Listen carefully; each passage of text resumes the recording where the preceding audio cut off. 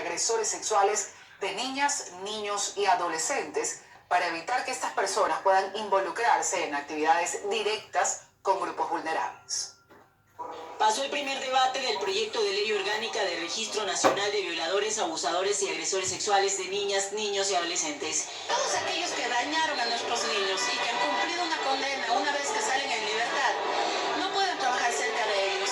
Según el informe, la creación de este registro permitirá mantener una base de datos de las personas condenadas por delitos en contra de la integridad sexual y reproductiva de niñas, niños y adolescentes. Quienes cometen este tipo de delitos no se rehabilitan.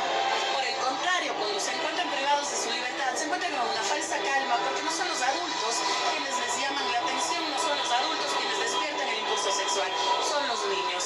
Con esto se cree que se puede evitar que quienes han cometido estos delitos puedan trabajar en actividades que se relacionen de manera directa con estos grupos vulnerables. No deben volver al entorno de sus víctimas y sobre todo, es verdad que no es fácil, pero si se pudiera de alguna manera evitar que esto ocurra sería lo ideal.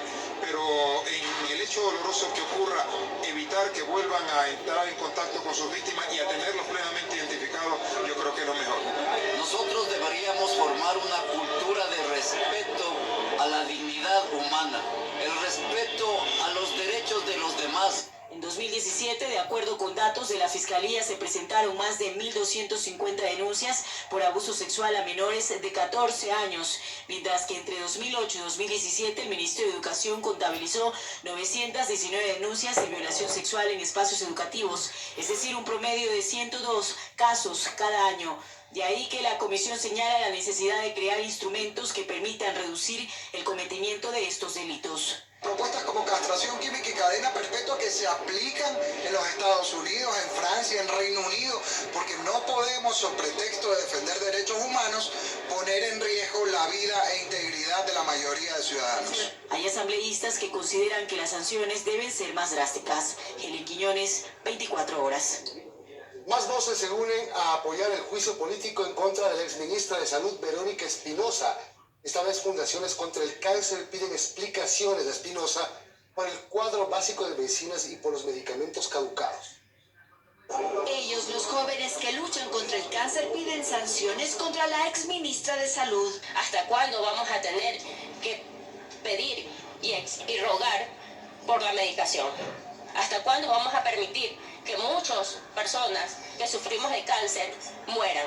Esto se da después de que se haga público que encontraron $7 millones en medicina caducada en un hospital de Quito. Queremos que la corrupción dentro del sistema de salud sea eliminada, pero con sanciones reales y recuperando el dinero que se ha perdido. A esto se suma que no hayan actualizado el cuadro básico de medicinas. Que hay pacientes que necesitan medicamentos a los cuales no pueden acceder porque a la señora ministra de Salud, que ya salió, no se le dio la gana de publicar el cuadro básico. Todas estas denuncias se sumarán al juicio político que Mae Montaño sigue en contra de la exministra de Salud. Estamos poniendo el dedo en la llaga de un modelo que ha fracasado, pero sobre todo de una exministra que fue más burócrata que servidora pública. Montaño debe comparecer ante la Comisión de Fiscalización este lunes 8 de julio, mientras Espinosa solicitó ser recibida después de las pruebas de cargo. Nos parece que como procedimiento parlamentario es totalmente procedente y por eso es que todos los miembros de la comisión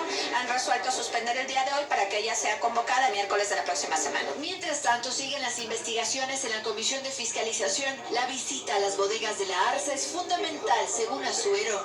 Bueno, las evidencias que se vienen obteniendo en el proceso investigativo son claras y evidentes. Espero que no nos hagamos los tontos. Hasta el 18 de julio tiene plazo esta comisión para conocer el informe. En Quito, Andrea Samaniego, 24 horas.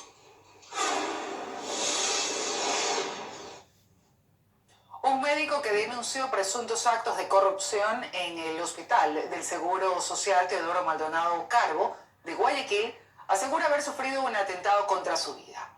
La Casa de Salud es investigada ante las constantes irregularidades presentadas en la compra de medicinas e insumos médicos.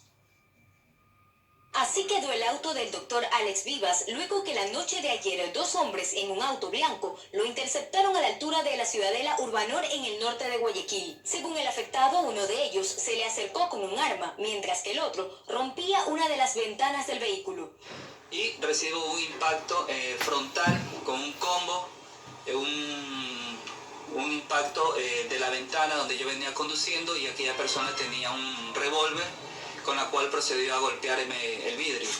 La persona que estaba delante del vehículo me empezó a gritar diciéndome que me bajara, que me querían matar. Vivas es uno de los médicos del Hospital Teodoro Maldonado Carbo que decidió aceptar el llamado que días atrás hizo el presidente del directorio del Seguro Social, Paul Granda. Granda pidió a los médicos del IES que denuncien los actos de corrupción que conozcan. Obviamente yo lo relaciono con alguna retaliación por estos hechos de corrupción que han sido develados ante la Comisión Anticorrupción. Hace 2 semanas, la Comisión Nacional Anticorrupción reveló que en esta casa de salud, al igual que en el hospital del IES en Ceibos, se encontraron sobreprecios en la compra de medicamentos por más de $3 millones. Pero no son los únicos que encontraron irregularidades. Del 2017 al 2018, la Contraloría ha aprobado 30 informes de auditoría a diferentes procesos precontractual, contractual y ejecución para la adquisición de bienes, medicamentos e insumos en el Teodoro Maldonado Carbo. En este noticiero hemos denunciado en varias ocasiones, basándonos en contratos firmados por los representantes de esta casa de salud, sobre precios en la compra de fármacos e insumos médicos. Joana Ramos, 24 horas. Los fotosensores de velocidad fueron retirados del cantón Huaca de la provincia del Carchi. La devolución de dineros por cobro de multas dependerá de la liquidez de la empresa pública de movilidad.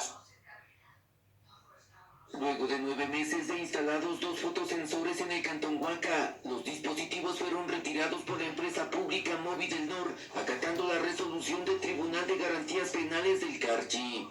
No hemos compartido con la puesta de estos radares. Lastimosamente, cuando asumimos esta responsabilidad, ya se había firmado esto de los radares.